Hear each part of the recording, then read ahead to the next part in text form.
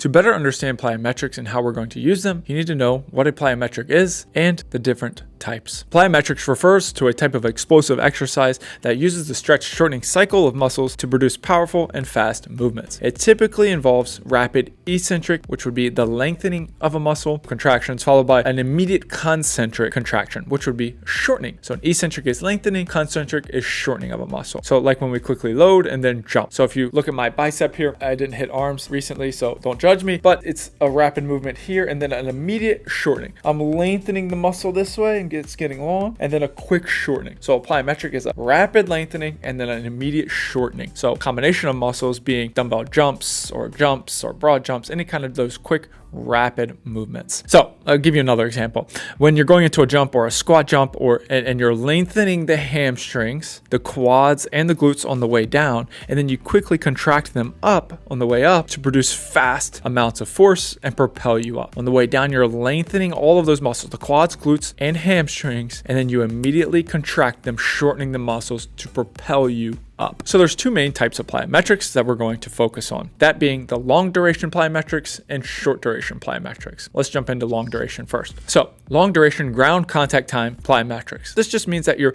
on the ground a little bit longer than short duration plyometrics. So these are exercises where your feet stay on the ground a little bit longer during the loading phase. This is what people will say usually a little bit greater than 250 milliseconds. Doesn't seem like a long time, but it is rather longer than short duration. So the purpose of these is more so to build muscular power, a little bit of strength, and improve force production, because you'll be able to go into a little bit deeper ranges of motion with these. Think about like a squat jump where you're going into a deeper range of motion, where you're getting a little bit lower to the ground, maybe almost full squat or half squat, where other jumps you're only getting into like a quarter squat position because you're rapidly getting off of the ground. Okay, so think of these more as like a load, gather your power, and then explode. And these are important to pickleball because these movements develop raw power, right? These are kind of develop that first step power from like a stopped position. It establishes strong push-offs, and it just kind of like helps you maintain force. So think about it as like that first step power or developing speed and power from a stopped position. That's what these longer duration plyometrics are good for. Okay, let's get into short duration ground contact time plyometrics. These involve very quick ground contact times under the 250 milliseconds, right? So long ground contact times over 250. These are under 250. Purpose of these is just to build that more reactive style strength, right? So you're like quick reactive speed, elasticity by really training the stretch shortening cycle. You're testing the stretch shortening cycle to its max capabilities. So this is more of like a tap and explode instantly. Remember, the other one was like load, gather power, and then go. This is more like a tap and explode. These are important because these drills are going to enhance your ability to like change direction very quickly, react to fast shots, as well as just like stay light and springy on your feet. Think about the players like the Connor Garnetts, even like Tyler Lungs, Hayden Patriquin, these players, Tyra Black, or like super like springy. It feels like they're light on their feet all the times. These players are very trained and they're good at these short duration plyometrics. They're light on their feet, they're quick, and they're able to react very quickly. So a simple analogy here is long duration is going to kind of like build the engine, this kind of robust engine, where short duration is kind of like fine tuning the ignition system. That's the igniter, the short, quick, springy. Both are pretty critical, but used in kind of different adaptations. I recommend performing both these types of plyometrics on a regular basis to build a well-rounded body, right? We're not just going to do long duration, we're not just going to do short duration. We mix these with my athletes. I do all different types because we want to build that strong, powerful foundation, build that first step, build a little bit more of like a speed strength, and then we want to be able to be like rapid and quick and springy as well. So what I'm going to do is I'm going to give you exercises that are long duration plyometrics as well as short duration plyometrics. Both of those sets are going to be applicable to pickleball. And what I recommend for you is, as a starter, take 2 exercises from each category, from long duration and from short duration, and perform about 3 to 4 sets of each of these. So 4 exercises total, 3 to 4 sets, and I'll give you your rep ranges as we go over each individual exercise. The key here for all of these exercises, whether it's a long duration or a short duration plyometric, you have to jump at maximum effort. There's no negotiating here. If you're jumping at 80% effort, you're not going to get anything out of the movement. It's like doing a back squat when your back squat is your max is 500 pounds for 1 rep and you're doing 100 pounds for 1 rep. It's like a warm up. You're not doing anything. You're not getting anything out of the movement. These need to be performed at maximum effort at all times. Yo, real quick guys, let me interrupt you for 2 seconds. If you're looking to get to the 5-0 level fitness, you're trying to improve your strength, speed, agility, overall movement, and flexibility, you need to click the link below and book a call with me and my team. I've created the perfect system of building pickleball athletes. It's the same system that works on Anna Bright, Hayden Patchquin, Travis Schreitmeyer, Tyra Black, Jami Martinez-Vig. It's the same system that I used with them and I used with 300 plus amateurs that I've worked with so far. I've created a high-touch pickleball exclusive training environment where we consistently see results. This is 100% risk-free. Try out my program for 14 days before you spend a dime. Let's have you become the next success story. Click the link in the show notes to start your free trial. All right, guys, back to the video. Let's dive into our long duration plyometrics first. So first long duration we're going to go into is a plyo split squat. I like this exercise because it's a split squat position, right? So it's semi-unilateral exercise. The back leg is being used somewhat, but it's mainly utilizing the front leg. This is a long duration exercise because we're going into a rather deep position. The goal is to tap your knee on the ground or get close to tapping your knee on the ground. I prefer like just getting close because if you tap it, it can be bothersome and annoying and sometimes you might hit it too hard. So getting rather close. So we're getting to a rather deep position. So it's a longer ground contact time. We can load these up. So I like these because we can add weight to these. So you can do this body weight to start and then you can add weight by adding a kettlebell in the goblet position up front, or you can add dumbbells to each of your hands. This is more of like that first step power and building that engine for long ground contact time. Next exercise is going to be a plyo step up. This is a longer ground contact time. Another reason I like this, like I said, like all of these is, or many of these is going to be because it's a unilateral exercise and you're really working on just using that front leg, right? We're not using the back leg. We're going to focus on utilizing solely the front leg. So what I like to do is I like to lift up the foot and then punch it into the box or the bench that I'm using and jump and spring up as high as possible. Easy to progress here because we can play with different depths and ranges of motion depending on the box. If you want a shorter range of motion, which you'll be able to like, it'll be a faster quote unquote ground contact time because it's shorter range. That'll be cool. You can do that. You can lower the box or bench that you're using.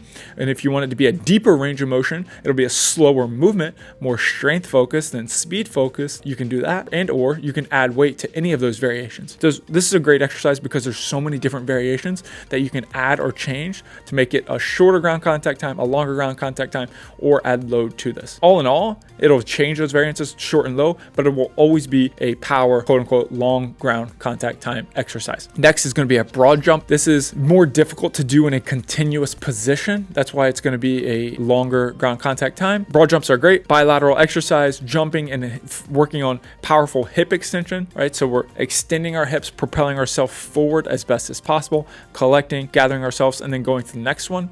Because it's not like a rapid set of jumps, it's a longer ground contact time. This is a great exercise, just kind of, it's just a little bit different, right? We don't do this motion a ton in pickleball, but it's a good exercise to train powerful hip extension. Next exercise is going to be a depth jump. What we'll do here to make it a long ground contact time is we'll start on the box or on a bench, something of height of like 12 to 24 inches in height. We'll step off of the box, land into a solid athletic base, collect ourselves, gather, and then jump. This could be a short or a long ground contact time, depending on how we perform the exercise.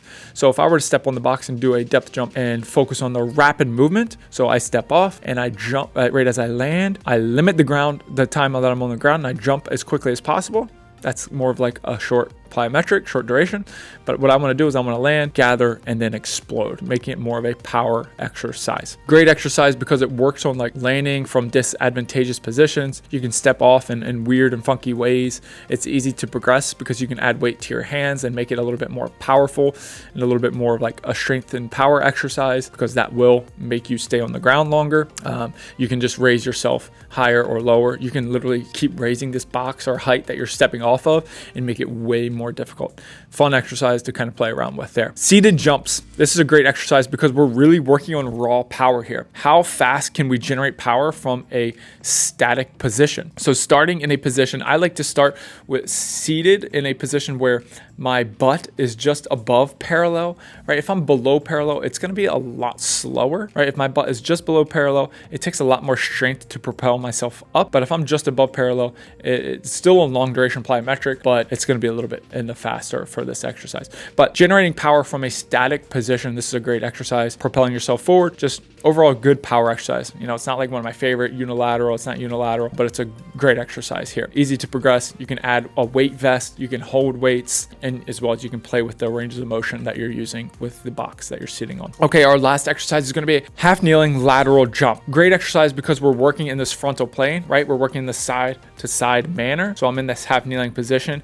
and it's side to side, but it's also like utilizing one leg. It's more of a unilateral exercise. It's a long ground contact time because we're in a disadvantageous position, half kneeling position, and I'm gonna jump laterally as far and as hard as possible. I'm like pretty low too. It's tough. It's more of like this quote unquote like strength power exercise, disadvantageous, propel myself laterally as hard and as fast as possible. Great exercise. Not much you can do to like progress or regress this. You can progress it by adding weight, which is going to make it even slower. So you got to be pretty strong to do so. Best way to regress this would be just like adding something under your down knee to kind of like lift yourself up and your hips up a little bit higher to make it a little bit easier if you don't have the strength to do so. All right, going into our short contact times. Now let's look into our short duration plyometrics.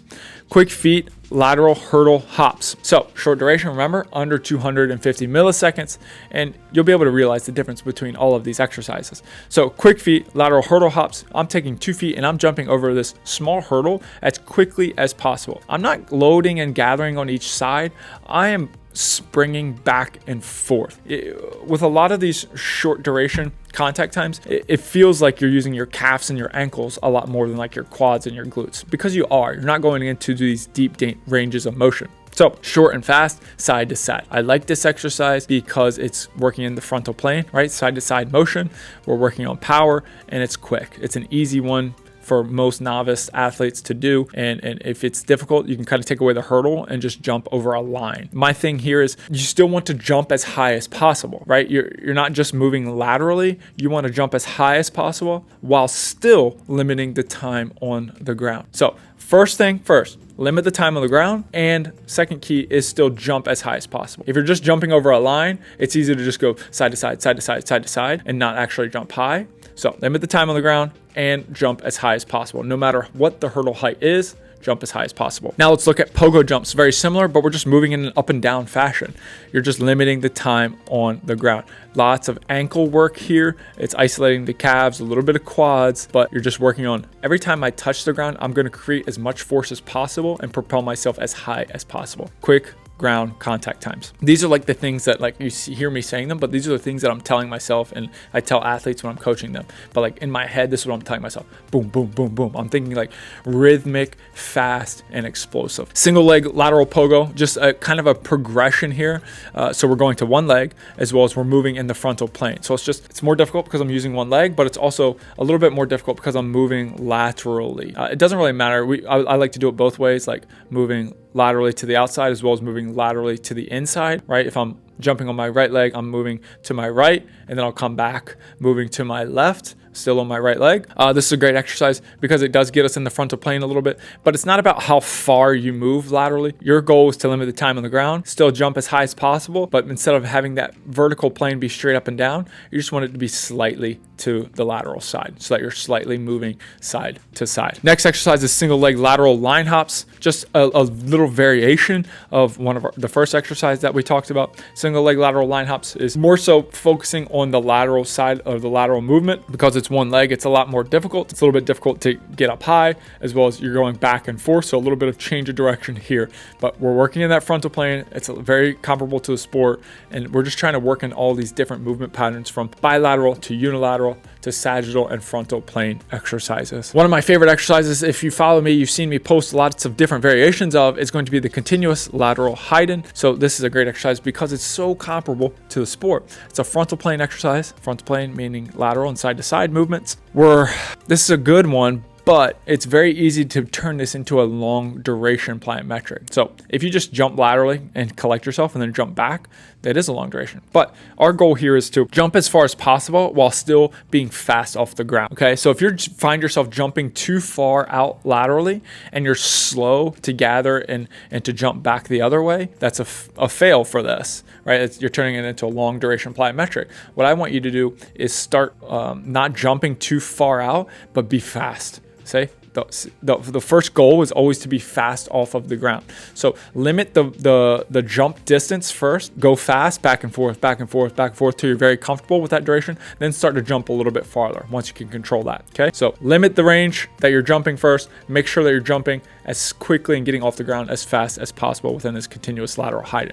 You can progress this by holding a med ball, right? That adds a little bit of rotation because you're like kind of moving it from side to side to each hip, but also adds weight. So if you get really comfortable there, you can do that. You can do these in different planes of motion. I can create a whole new video on lateral height-ins and how they're great for pickleball and power development. Last exercise is going to be a multi-directional hurdle hop. I like this exercise because it is, like it says, multi-directional. We're working in multiple planes of motion. We're working in forward, back, side to side, as well as like it's just you're jumping over a hurdle. So you're jumping forward, you're jumping laterally, you're jumping back to the center, forward, back to center, side, back to center to finish. All planes of motion. You're on 2 feet. You can progress this by going into single leg, doing the same exact thing, single leg, but make sure that you're fast on 2 legs first. So great exercise to work in all planes of motion, and it's fast ground contact times. Now, building springy and powerful athletes is something I do on a regular basis. We're performing exercises like this on a weekly and monthly basis, whether that's with my pros that I work with, Anna Bright and Hayden Patriquin, or the 300 plus amateurs that we've worked with. But just doing these exercises isn't enough. You need to be doing these with proper strength training, conditioning, as well as nutrition and fueling strategies. If you're looking for an exclusive pickleball trainer, someone that has a proven track record in helping people get from point A to point B in their fitness, click the link in the description below and let's book a call. Book a call with me and my team, and it's 100% risk-free. If you don't reach your goals in the first 90 days, you won't pay a dime. So click the link in the description below. Let's get a call booked and on the schedule. All right, guys, that's it for this week.